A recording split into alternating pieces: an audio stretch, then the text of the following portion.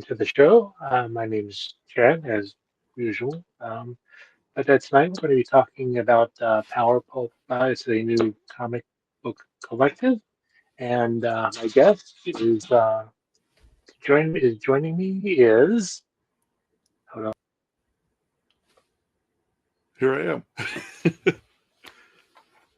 Hey, I'm Jamie Jones, a cartoonist, Power Pulp co-founder. I guess that's a thing. and that's why I don't record live.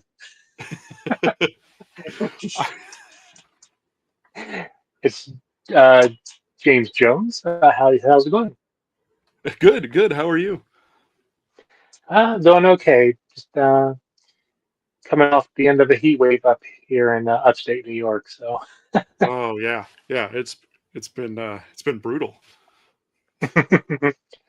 So before we get talking about this new comics book collective, I'd like to, learn about you, about your history as a reader, comic book reader, and as a creator. Sure. Yeah. What do you want to know? Where do you want to start? The the Uh, beginning. well, We can start at the beginning. yeah, let's start at the beginning. Do you remember the first comic you read, or maybe the one that made you kind of want to get into this hobby? Yeah. The first comic book that I read, other than my dad bringing back home maybe some Sonic Adventures comics back in the late '90s. But the comic that got me into comics, I walked into a comic book shop. My brother was really into the X-Men, and I wanted nothing to do with superheroes. And I walked into the comic shop, and at 17, and the shop owner, Joel Kilmer from Big Dog Comics in Fort Pierce, Florida, he pointed me to a shelf and he goes, "There's your shelf," and it was Sandman, Fables, and the Goon. And the Goon really caught my attention. I'm a big Eric Powell fan now, but it was the first time I saw a comic that really I felt did something that I might want to do, or Mhm. uh, had a kind of a style that I gravitated towards.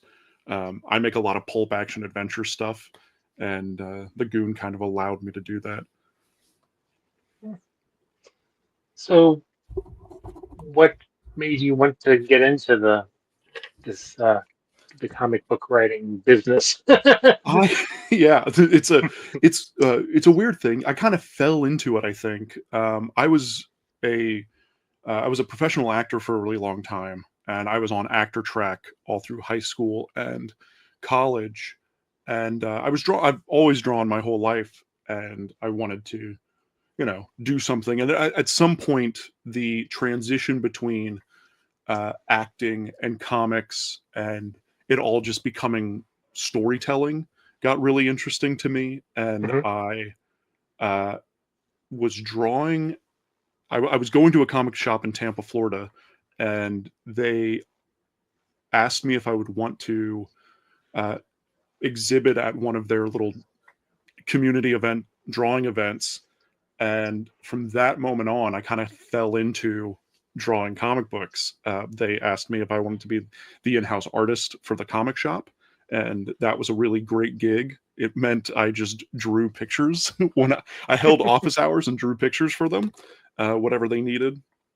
And yeah, then it became my job, and then I got more and more serious about actually drawing comics and doing more stuff.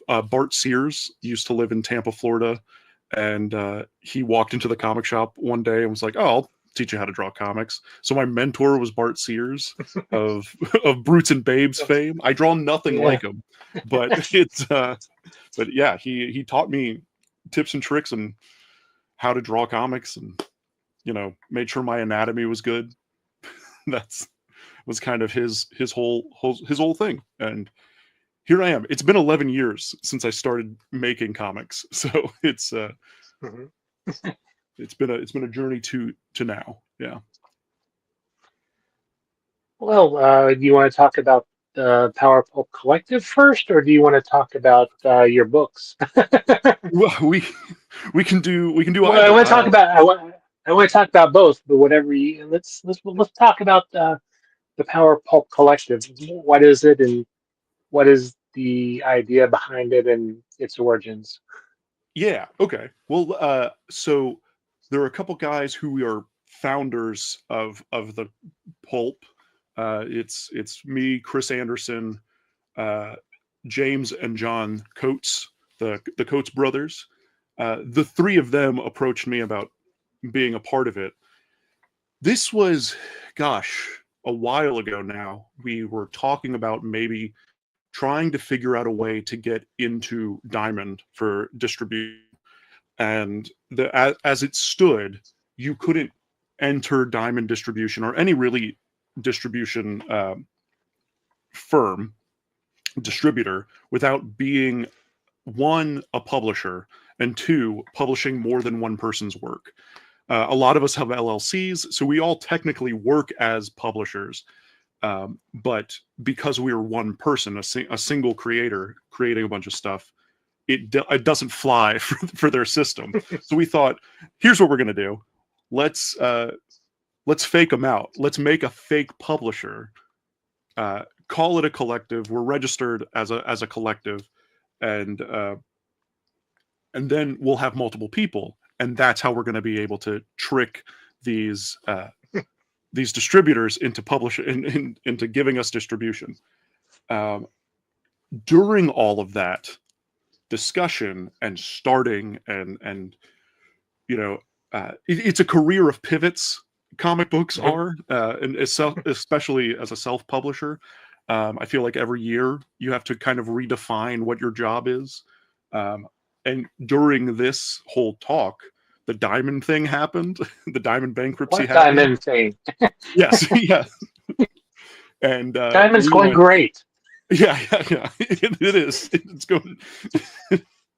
But during that, we went, well, what are we going to do now? We could look at Lunar and we started looking at the other distributors and thought, will it be quicker and will it be easier for us to just do it ourselves? We're Mhm. already shipping books ourselves anyway, right? Like it's just a matter of getting everything to a single warehouse space and then shipping it off from there.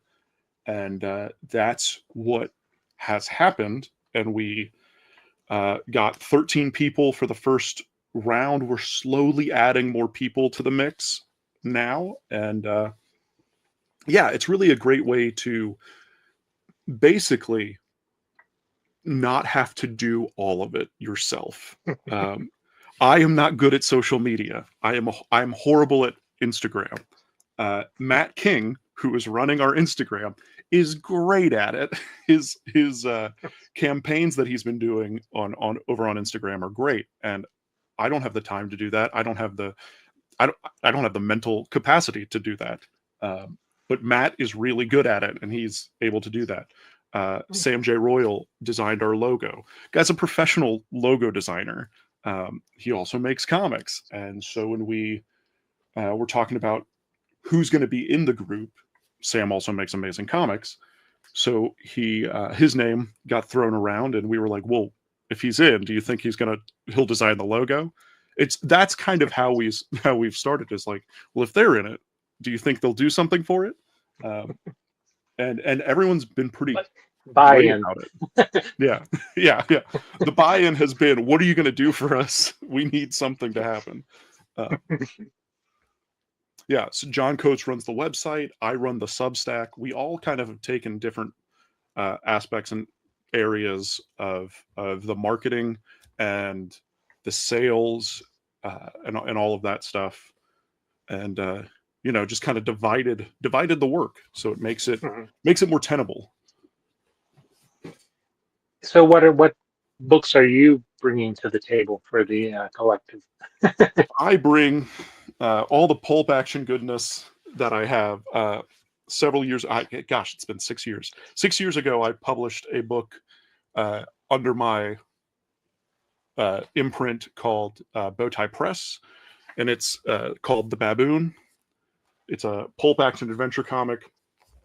about a not super powered action hero and his his 10-year-old sidekick who is learning to be a superhero. I've done two of these bigger hardcover books, and currently for the last year I've been putting out a book called Spacow, which is a pulp action magazine. So it's magazine Mhm. format, and it's been super super fun to do.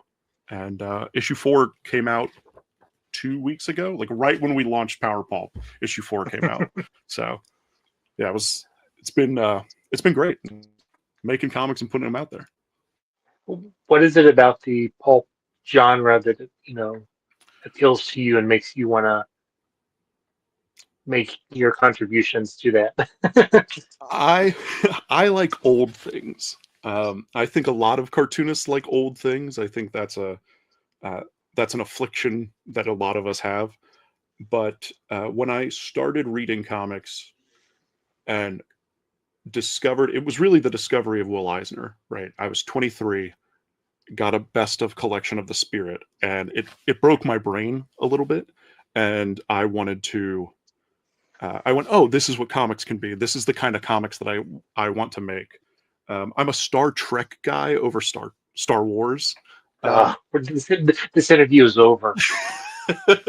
I like guys punching things with their fists, that's where I land. But so I in the sea of this. Gosh, I was this is 2013 maybe, in Mhm. the sea of just like New 52 is coming out. It's a bunch of superhero stuff, right? It's a bunch of DC books. It's a Marvel also kind of taking over the world.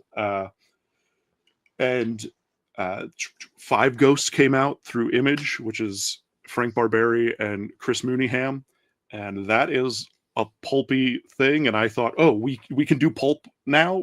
That's where we sit. Great. That's what I want. That was my favorite book at the time. Um, and I just started working towards that. And now as I've gotten older and as I've grown as a creator, the things that I'm more and more interested in are the older and older material. Mhm. And so it went Will Eisner, then it goes from Will Eisner, you go to Milton Caniff. From Milton Caniff, you go to Noel Sickles. From Noel Sickles and Milton Caniff, you go to Roy Crane. And so you get this kind of lineage of cartooning that kind of stems out of the strip format and the action adventure strip, which I just find so entertaining. I That's what I gravitate towards when I'm reading stuff. I've got a copy of Johnny Hazard that I've been reading right over here. So that's the kind of stuff that I'm interested in, and want to create books that feel in the vibe or vein of those books Mhm. for a modern audience. I think a lot of those things kind of, for better or for worse, right? They are out of in and out of vogue at certain points of time, and some of the stuff is problematic. It's stuff from the 20s and 40s doesn't always translate well into for a modern audience.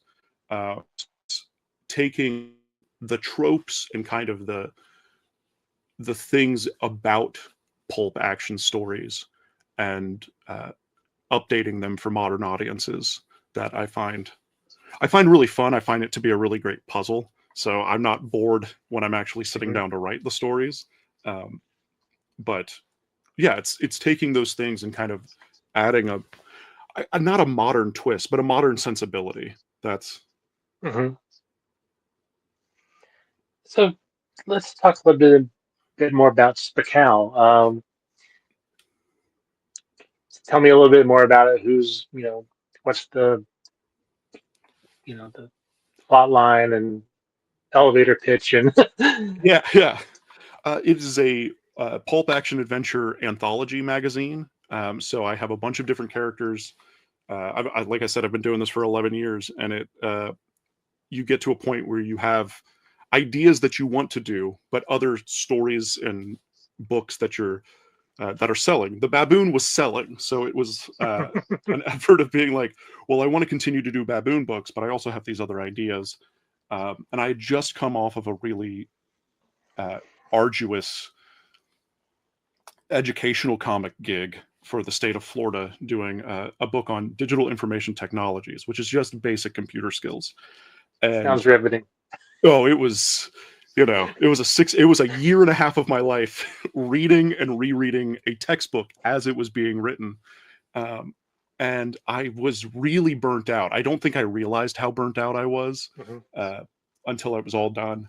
And I I just needed something that I could do and that I didn't have to think about, something that was just kind of on a whim. I had this silly idea called Wizard Cowboy, which is exactly what it sounds like. It's a wizard cowboy. Um, and called my brother, and he said, "That's the best idea you've ever had." And I just did I think the first story is about a 12 pager. Uh, Hmm. I wanted to get. I had been doing really long form stuff, like 94 pages is the second Baboon book, and then going into the educational comic was 64 or something like that. So I wanted to do shorter works and do whatever I wanted and kind of follow my fancies and whims. Hmm. So Spacow 1 came out and it worked. Go figure, you put Wizard Cowboy on a cover, people go, "Oh, I'll buy that." And every issue it's been, adding new characters. There's a character called Piston Bottle Rocket, who's kind of my love letter to Astro Boy and Mega Man. Uh, Ill-Fated Darling is a really kind of strict Silver Age superhero comic, because at the point of doing 2 issues, I really want to do a superhero comic, and I want to do this kind of fun fantasy pulpy thing. Um, and then issue 4 is a standalone 20 something page story called The Ballad of Bare Knuckle John. I really just get to follow whatever I want to do from book to book, and keep characters coming back if I want to, do shorter stories, do longer stories. I've been running and syndicating. I did a Baboon daily strip on my Substack for 260 strips, and so Oh I'm wow. running that through. Yeah, I'm running it at 25 strips a clip in Spacow, so it gets you about 5 issues, and it works. I'm like, oh great, I have you know pre-done work that I'd been sitting on for a little bit, uh, and guest artists. So I write some stories for that are in my editor calls it the Babooniverse. I think that's a horrible name, but it is the it is the name that we have. And so I'll get some friends. Monty Keene did a Babooniverse story in issue 2. Anthony Barbara did a story in issue 3. So it's getting more people involved. Hmm. And Steve Steglin, who is an editorial cartoonist out of Charleston, had a book that I've been trying to get for years. Just I wanted to see it. I wanted to read it. It's called Rip Raygun. It's this a satirical uh, pulp science fiction character, and every time I'd see him for years, I'd be like, "Steve, when is this thing coming out?" And he was like, "Well, waiting on this science fiction anthology." The anthology fell through, and then he hit me up and he said, "Do you want it?" And I immediately grabbed it. I immediately started publishing it in the book. So it's that kind of stuff. Yeah. It's finding new artists, finding established artists that I really like to contribute, and just kind of make whatever I want. Issue 6, which is 2 issues away, is going to be the Oops All Mark Twain issue. Uh, I've been I have for the last year only been reading Mark Twain stories, and I I fell in love with them and went, these are all public domain. I can uh, I can do comics adaptations of them. So that's what issue 6 is gonna be. It's really just doing whatever I want and following my fancy. Can you speak to any of the other titles to, that you guys put out? Oh yeah, that the pulp has. Wow, gosh, we've got a ton of books. Um, uh, let's start with Dino Beasts. I love Dino Beasts. The name is great. It sells itself. That's done by the Coates brothers, John and James. They are uh, James has this really smooth ink line that's really captivating. It's almost it like slides into uncanny valley like look a bit. Um, but gosh, it's just good. He's so I really really calculated in his ink work, and I find those books are just super fun too. They're oversized, they're big. Um, gosh, Chris Anderson's books. Chris draws. I just did an interview with Chris for the Substack, and he described his work as uh, familiar with a slant to it, and he Mhm. used a familiar song, a song you know by heart, in a car out next to you, driving by you with all of their windows down, so it's slightly distorted. And I loved that description. Uh, and that is kind of what his work feels like. It's really clean. It's really classic superhero, John Burney kind of drawing with this weird. He read too much weirdo. He read too much crumb. Kind of slant to it, and it's affected him internally. Gosh, who else do we have? Dishoom, Sam J. Royal's book Dishoom is great. Uh, how do you describe Sam's work? It's painted. It's Mhm. gorgeous. Uh, now I'm on the spot and I'm like blanking on who else is here. Who else is in the group? There's 13 people. Uh, uh, I'm gonna blank on people's names, and now I'm gonna look it up just so I make sure we have people. Uh, the woman who does Acid Nun, Corin. God, what is her last name? Uh, she's got her books on there, and they're Mhm. wild. If with a book like Acid Nun, you got weird books, right? Like it's. Yeah. Um, we just introduced Rick Lopez to the book, to the group. His book Cosmic Cat is really fun. It was a daily strip that he's done, I think 3 or 4 issues worth of material. Um, gosh, yeah, I mean, everything we are.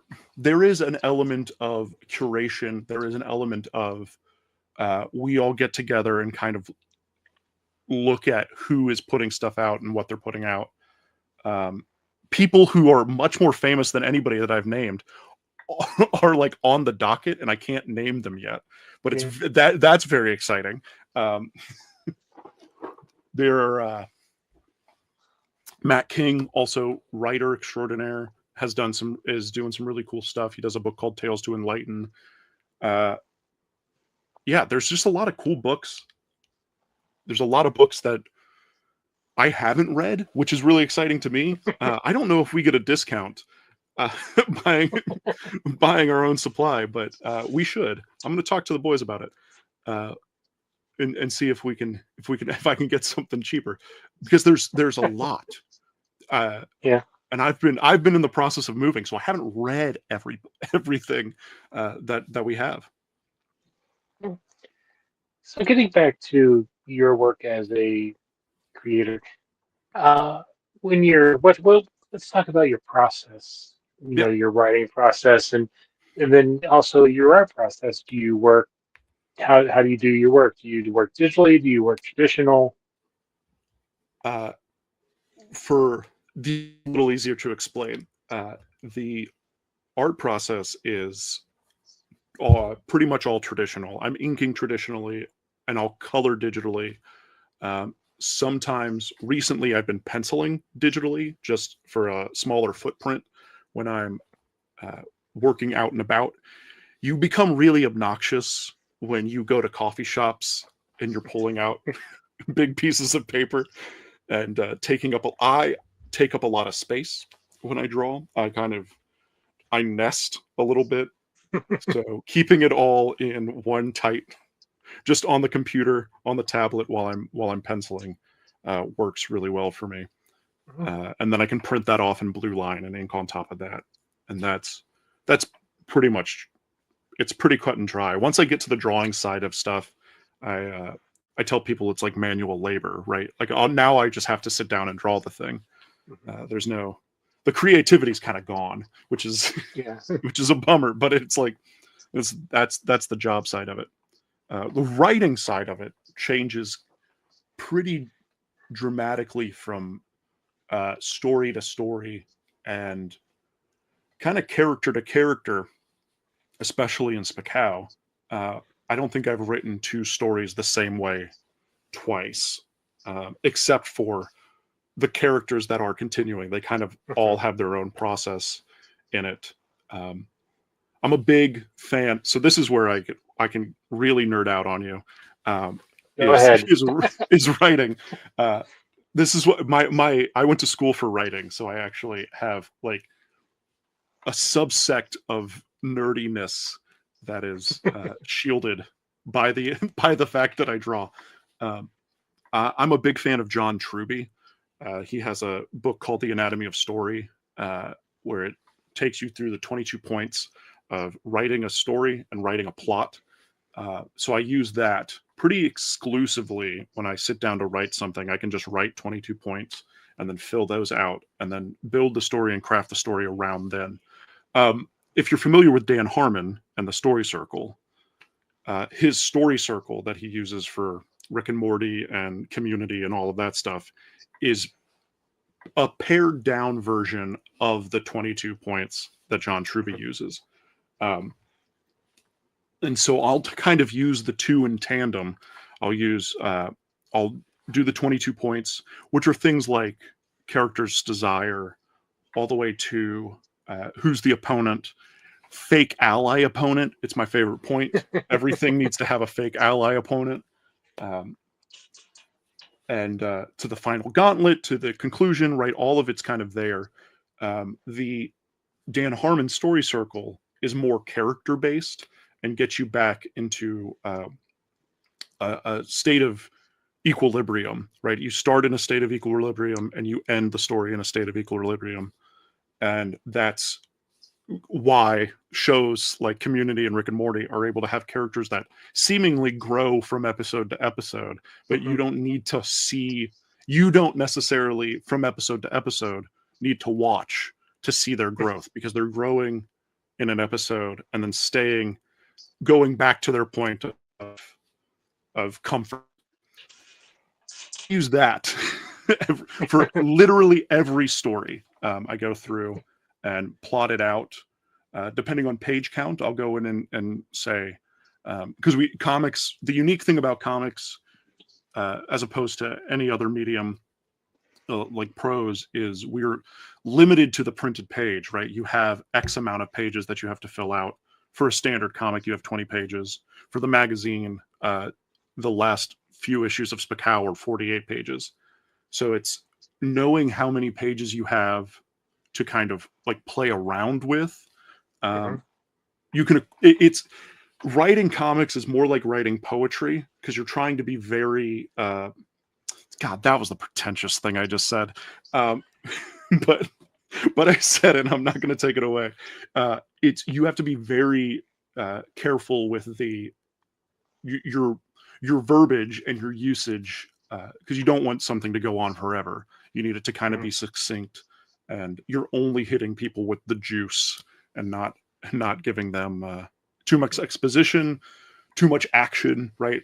You want to kind of balance the story and balance the weight of it. That's how I write. So,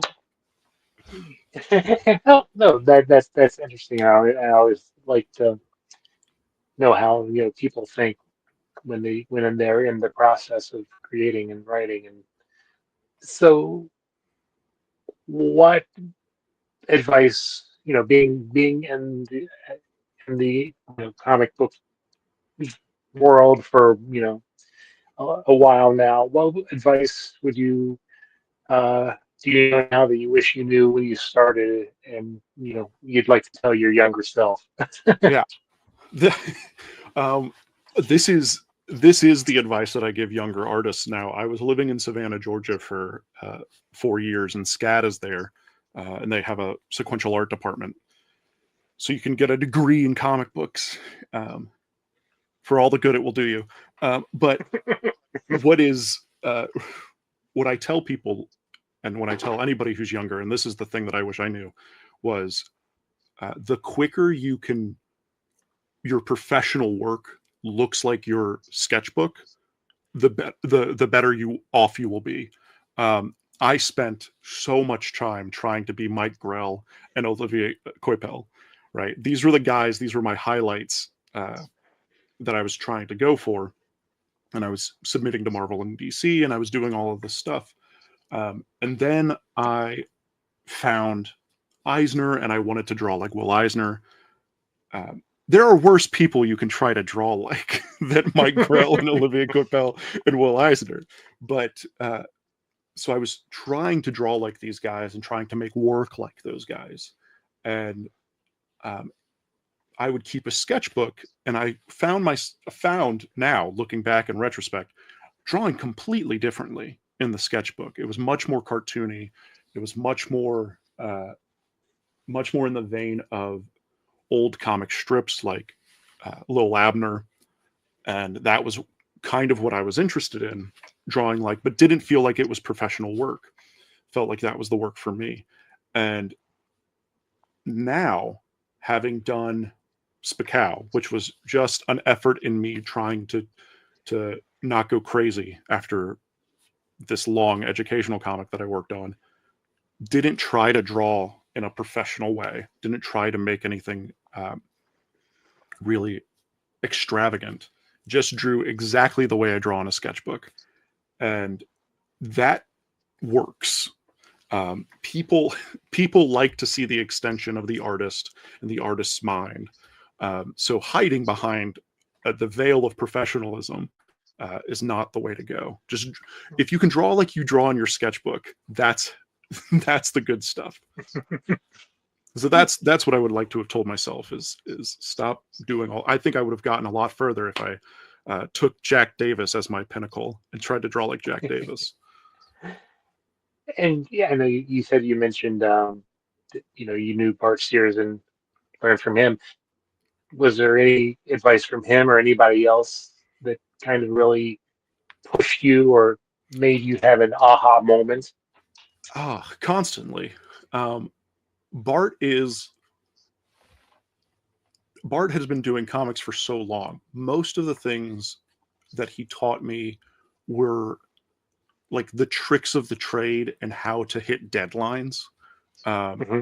I like to tell people that I learned how to draw comics and then I learned how to draw, and not the other way around. So while he was very adamant on like, make sure your anatomy looks good, make sure this is good, he would give me tricks like, if you're drawing a double page spread, make the left page, half of the page should be a close up of a face, because then you only have to draw a page and a half. And it's like little things like that, which it sounds funny and it sounds it sounds silly, but it really does in the thick of it when you are trying to hit deadlines. Those little tricks, you go, oh yeah, I don't have to draw almost a whole page. Don't have to draw because it's a big face, and a face takes me 10 minutes max to draw. So it's that kind of stuff. Uh, Tricks and stuff. The tricks are the thing. Okay. So, and yeah, I heard you say that you pitched to Marvel and DC, and I know that you're probably more focused on your own creative stuff and doing what you want to do. But there are certain characters in both universes that would lend themselves to a pulp feel. Or if given the chance, are there any characters that you would jump at the chance to do? Yes, of course. There's always uh, DC Legion of Superheroes. I'm here. I can write it for 3 years. I know I can. at least Mhm. minimum. I'm a big Legion of Superheroes fan. Uh, Adam Strange, obviously, big Adam Strange fan. Uh, Metamorpho, Plastic Man. I could go on for DC characters forever. There's no Challengers of the Unknown. I Give me Challengers. I'd love to do it. Um, Marvel's a little trickier for me. Would love to do Fantastic Four. Uh, that's right in my wheelhouse. Anything space, Marvel space stuff sounds really fun. Mhm. Um, but yeah, that's I. I've got pitches. I've got ideas. So, anything else that you wanted to mention about your books or the collective that we have not Yeah, touched upon? uh, yeah. I mean, the Power Pulp is a new creator collective. I I tend to feign away from saying indie books, Mhm. independent publishers, because we, by definition, are now like a collective is uh, antithetical to independent. So we are a collective of creators who have kind of come together to make a thing. All of the profits that we have go directly to the creators. Um, Mhm. we are complete, like, it works as like this shell publisher.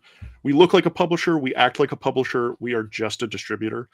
And that's, I guess that's the last thing. We are not a publisher.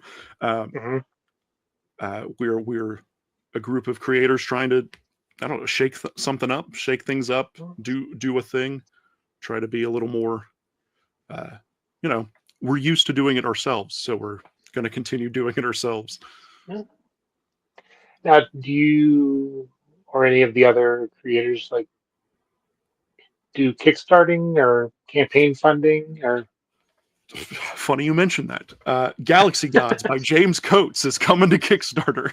uh, Galaxy Gods #2. Yeah. So we all kind of think of it in terms of like early Image, where you had Extreme Studios, you had Wildstorm, you had all of these places, Top Cow, all of these imprints that these guys were Mhm. running. We all kind of run like our individual imprints. We're in charge of buying the books, supplying the books, and then we just ship it to the Power Pulp warehouse, and then we're able to get those books out to retailers and individuals um, as we work. So yeah, Kickstarters are a thing. We're gonna start running pre-orders for new books on the website as well. For those of us who are uh, I'm doing such small print runs that it doesn't make sense for me to do Kickstarters Mhm. right now. So doing just pre-orders works better for me. James is doing Galaxy Gods 2. He's running a Kickstarter. Um, yeah, Kickstarters will be a thing. Power Pulp is for fulfillment of Mhm. those of that world. Okay. So, where can people, you know, find your books, order your books, Oh well, read your books?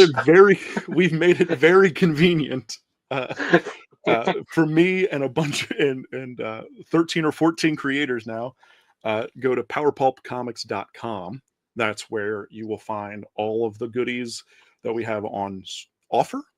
We Mhm. also have a Substack, which is substack dot or powerpulpcomics.substack.com, where we will give updates hopefully every Monday. That's my goal.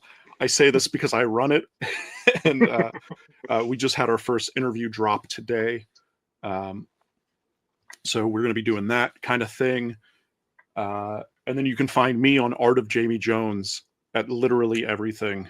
Um, Instagram.com, Facebook. It's all the same thing. And that's where you can find it. And would you like to do a final pitch for the for Power Pulp? Yeah, yeah. um, Time do to you like sell. weird books? Do you like weird books that have mass appeal? Get Power Pulp. Do you want your third eye open to crazy things? Go to Power Pulp. We kind of pride ourselves on having books that uh, we were all told at some point that we were too indie for mainstream comics, too mainstream for indie comics. So we just kind of came together and made our own thing. Do you like that sweet spot? Do you like Hellboy? Go, go get Powerpulp comics. All right. Well, I'll definitely have to check out what you guys have, and best of luck as you guys go on this endeavor. And I would, anytime you want to come back and talk about what you're doing or what the collective is doing, then we'd be glad to have you. Awesome. Thank you. All right. Well, we'll be in touch and have a good evening. Yeah, you too. Thanks, Chad.